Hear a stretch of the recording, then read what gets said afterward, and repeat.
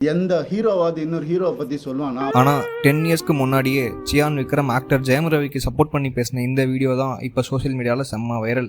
நார்மலாக எனக்கு வந்து பர்ஸே இருக்காது. எப்பவுமே like N Kalai my assistant sir அவன் தான் எப்போ டே ஒரு 100 ரூபாய் கொடுறான் 50 ரூபான்னு. எப்பவும் பார்ட்டிக்கு போனால் அங்கே போனால் ஏதாவது ட்ரிங்க் கேட்குற போதுல அவங்க எஸ்பெஷலி வேற ஊரில் இருக்கும்போது 1000 பாட் ஒரு 1000 ருபீஸ் சொல்கிற மாதிரி ஐயோ நேரம் அவங்ககிட்ட போவேன். மச்சான் பைசா இருக்கா? அண்ணா என்கிட்ட இல்லைண்ணா 500. அவங்ககிட்ட அதே கதை தான். அவன் போய் அவன் ஒய்ஃப் கிட்ட வாங்கி வந்து கொடுப்பான். ஸோ எனக்கு ஒரு அக்கௌண்ட் கூட கிடையாது என் பேரில், தெரியுமா உங்களுக்கு?